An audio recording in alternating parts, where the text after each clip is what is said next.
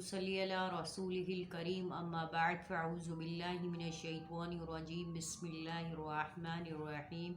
मैं हूँ अमतुर्रहमान advance Islamic grooming Karachi Pakistan से। इस्लामी बहनों, आज मैं आपको जिस टॉपिक पे लेक्चर देने जा रही हूँ वो है उम्रा। उम्रा किस तरह अदा करना है, उसकी अदायगी का तरीका क्या है, उम्रे की फ़जीलत क्या है। तो वीडियो को लास्ट तक ज़रूर देखिएगा, ये बहुत इन्फॉर्मेटिव वीडियो होने वाली है आपके लिए। चैनल को सब्सक्राइब कर लें और वीडियो को लाइक और शेयर कर लें। इस नीयत से कर लें कि आपकी लाइकिंग और शेयरिंग किसी के लिए बेनिफिशियल होगी और किसी के लिए फ्रूटफुल साबित हो सकती है। तो शुरू करते हैं, वीडियो स्टार्ट करते हैं। सबसे पहले अपने लेक्चर की इब्तिदा जो है इस बात से करते हैं कि उम्रे की फ़जीलत क्या है और उम्रा क्या है और उम्रा किस तरीके से अदा करना है और उम्रे और हज के अंदर फ़र्क क्या है।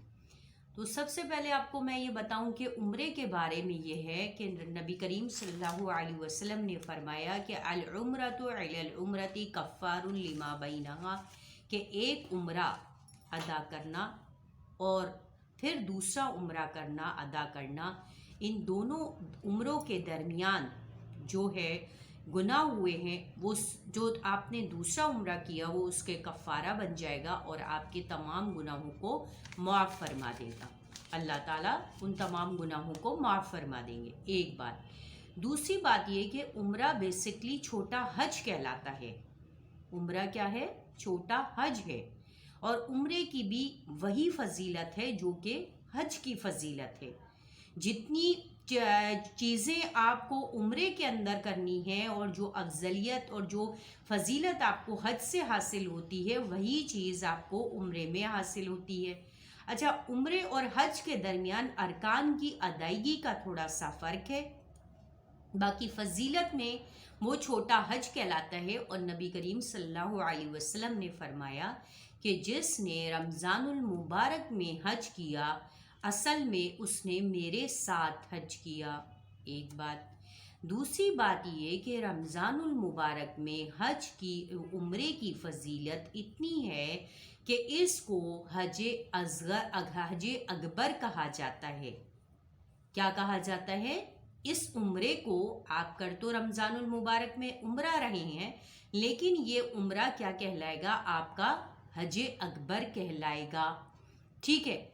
अच्छा, एक बात आपको इसमें ये भी बताते चलें कि जो हज अकबर होता है वो आप लोगों के जहन में, तो आप लोग जो अपने घर वालों से सुनती आई होंगी, अपनी वालदा से, अपने बड़ों से, कि हज अकबर वो कहलाता है जो जुमे के दिन अगर हज पड़े तो वो हज अकबर कहलाता है।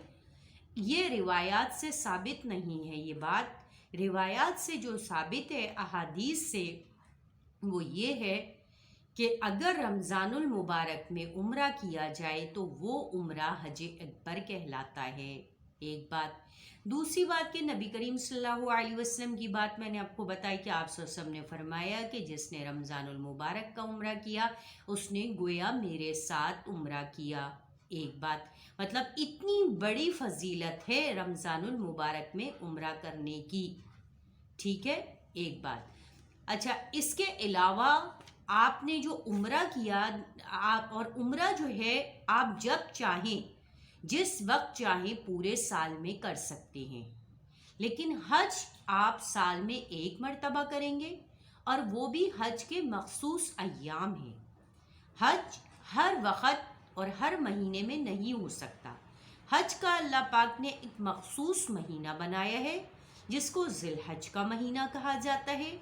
और उस ज़िलहज के महीने में भी पूरे महीने हज नहीं कर सकते आपने वो 5 दिन मखसूस हैं जिसके अंदर आपने हज की अदायगी करनी है। ठीक है, बात समझ में आ गई? अच्छा, अब हम आगे बढ़ते हैं कि उम्रा जो है आप जो है हज जो है आपके ऊपर फ़र्ज़ है। किसके ऊपर फ़र्ज़ है? यानी हर वो साहिब हैसियत मुसलमान जो साहिब इस्तिताअत है, वो अफोर्डिंग है, वो कर सकता है, तो वो हज करना उसके लिए फ़र्ज़ है। उसके लिए हज करना फ़र्ज़ है। अगर वो साहिब इस्तिताअत है, अफोर्डिंग है और फिर भी हज नहीं करता तो अल्लाह ताला ने फरमाया کہ وہ مرتد ہو کر مرے گا اور مجھے اس کی ایمان کی اس کی ضرورت نہیں ہے، یعنی وہ کسی بھی ایمان اور دین پر نہیں مرے گا۔ وہ بیسکلی پیدا تو وہ مسلمان ہوا ہے، ساری زندگی وہ رہا، لیکن اس کا ایمان بوقت انتقال دنیا سے جاتے وقت اس کا ایمان ختم ہو جائے گا، کیونکہ اس نے حج فرض جیسی چیز کو صاحب استطاعت صاحب مال ہونے کے باوجود اللہ کے اس حکم سے چونکہ روح گردانی کی، نافرمانی کی، تو اس کی وجہ سے وہ دنیا سے مرتد ہو کر جائے گا۔ اور اللہ تعالیٰ فرماتے ہیں کہ اگر کسی کو میں نے صاحب استطاعت بنایا ہے، صاحب مال بنایا ہے، اور پھر وہ نہیں حج کرتا، تو مجھے اس کی کوئی پرواہ نہیں ہے، مجھے اس کی کوئی پرواہ نہیں ہے۔ ٹھیک ہے، اب آگے بتاتے ہیں آپ کو کہ اس کے علاوہ جو عمرہ ہے نا، وہ آپ پورے سال کے 11 ماہ میں کبھی بھی ادا کر سکتے ہیں، اور عمرہ جو ہے وہ آپ کے اوپر فرض نہیں ہے۔ اگر آپ کے پاس پیسہ ہے اور آپ کا دل چاہتا ہے، کرنا تو چاہیے بحیثیت ایک مسلمان کے، لیکن اس کے لیے اللہ نے مال کی پابندی یا فرض کی ادائیگی نہیں رکھی جیسے حج کے لیے کہی گئی ہے۔ حج ایک الگ چیز ہے، اور حج ایک اسلام کی جو 5 بنیادی باتیں ہیں، بنی الاسلام علی 5 اوجہ، کہ اسلام کی بنیاد 5 باتوں پر رکھی گئی ہے، 5 ارکان کے اوپر رکھی گئی ہے۔ اگر ان میں سے کوئی ایک رکن بھی کم ہوتا ہے، کمی بیشی ہوتی ہے، یا کوئی انکار کرتا ہے کہ میں اس رکن کو نہیں مانتا یا نہیں مانتی، تو وہ مسلمان نہیں رہے گا۔ ٹھیک ہے، ان میں سے جو لاسٹ رکن ہے وہ ہے حج۔ لیکن اللہ تعالیٰ اتنے مہربان ہیں کہ انہوں نے اس کے اوپر کہہ دیا کہ جو صاحب استطاعت ہے اور وہ کر سکتا ہے، اور اگر وہ صاحب استطاعت نہیں ہے تو پھر کوئی مسئلہ نہیں ہے۔ اگر کوئی آدمی غریب ہے، اس کے پاس پیسہ ہی نہیں ہے، اس کے پاس دولت نہیں ہے، تو اب یہ سوال پیدا ہوگا کہ اس کا وہ حج نہیں کر رہا، وہ تو ایک رکن کو پورا نہیں کر رہا، نافرمانی ہو رہی ہے۔ تو ایسا نہیں ہے، اللہ نے صاحب مال صاحب استطاعت پر من استطاع الیہ سبیلا، یہ اس بات کو شو کرتا ہے، انڈیکیٹ کرتا ہے کہ جو صاحب استطاعت صاحب مال ہے۔ لیکن عمرے کے لیے ایسا کچھ نہیں ہے، عمرہ کوئی بھی کر سکتا ہے اور کبھی بھی کر سکتا ہے۔ ٹھیک ہے، اچھا، عمرہ نبی کریم صلی اللہ علیہ وسلم نے زندگی میں 4 عمرے ادا کیے، اور حج 1 ادا کیا۔ حج 1 آپ نے ادا کیا اور عمرے 4 ادا کیے۔ تو احادیث میں آتا ہے کہ اگر آپ نے کسی نے 4 عمرے ادا کر لیے تو گویا کہ اس نے بہت بڑی نبی کی سنت کو حاصل کیا۔ کیوں؟ کیونکہ آپ صلی اللہ علیہ وسلم نے پوری زندگی میں صرف 4 عمرے کیے تھے اور 1 حج کیا تھا۔ ٹھیک ہو گیا؟ اچھا، عمرہ جو ہے آپ 1 کریں، 4 کریں، 5 کریں، 8 کریں، 13 کریں، 12 کریں، 25 کریں، جتنے کرنا چاہتے ہیں۔ آپ کو اللہ نے استطاعت دی ہے، آپ کی تو اللہ کی توفیق ہے، آپ کے ساتھ اللہ کی مدد ہے، آپ کا شوق ہے، تو آپ بار بار اللہ کے گھر جائیں، بار بار طواف کریں، بار بار زیارت کریں، اور جتنا زیادہ آپ طواف کریں گے، جتنا زیادہ آپ اللہ کے گھر چکر لگائیں گے گھر کے، اتنے زیادہ آپ کے گناہ معاف ہوں گے۔ عمرہ کرنے جانے کے لیے یا حج کرنے جانے میں جو سب سے بڑی جو ہمیں عبادت ملتی ہے وہ ہوتا ہے طواف۔ طواف کا مطلب ہوتا ہے اللہ کے گرد جو ہے چکر لگانا، 7 چکر لگانا۔ 7 چکر کے بعد آپ نے 2 رکعت نماز طواف کے واجب ادا کر رہے ہیں، اس کے بعد آپ نے زمزم پینا ہے، اس کے بعد آپ کا دل چاہ رہا ہے پھر آپ شروع کر دیں، سٹارٹ کر دیں، پھر آپ طواف کرنا شروع کر دیں۔ اس میں کیا مذائقہ ہے؟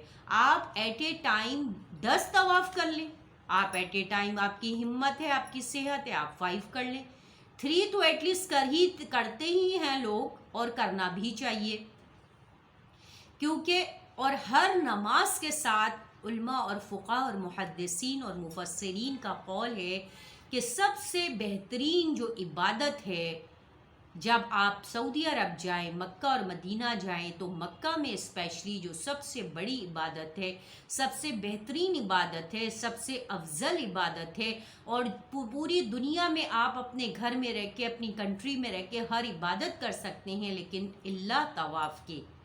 طواف ایک ایسی عبادت ہے جو آپ کو سوائے بیت اللہ کے اور مسجد حرام کے آپ کو کہیں بھی دنیا میں نہیں ملے گی، کیونکہ اللہ کا گھر ہی وہیں ہے، اور اللہ کے گھر ہی چکر لگانا ہے۔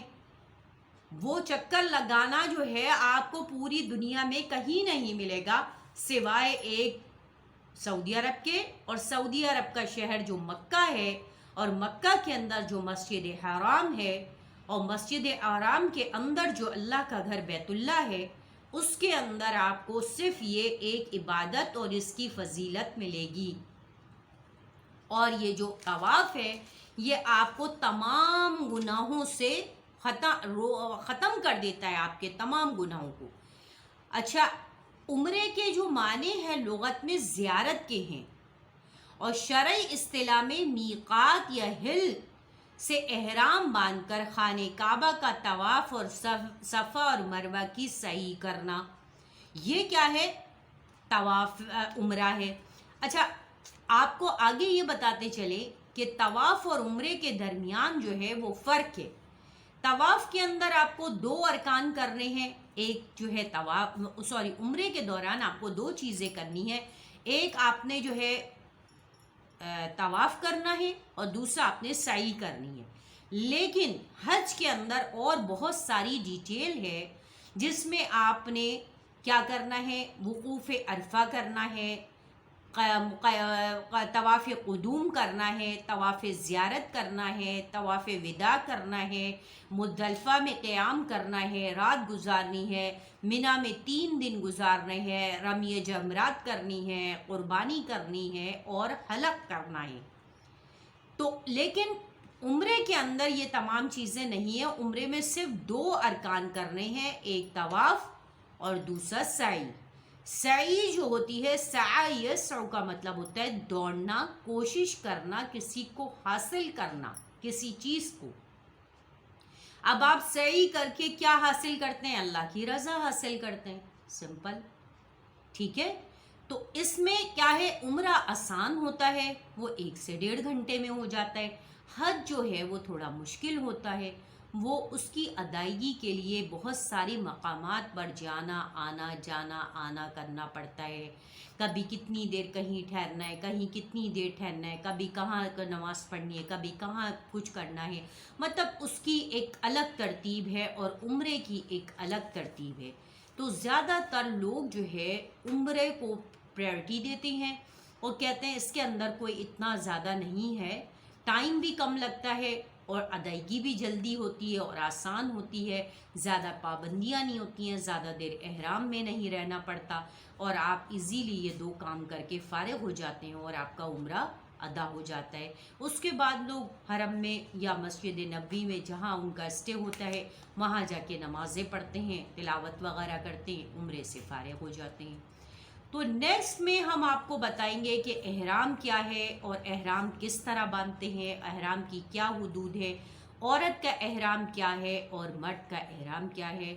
اب آخر دعوانا ان الحمد للہ رب العالمین۔ السلام علیکم ورحمۃ اللہ وبرکاتہ۔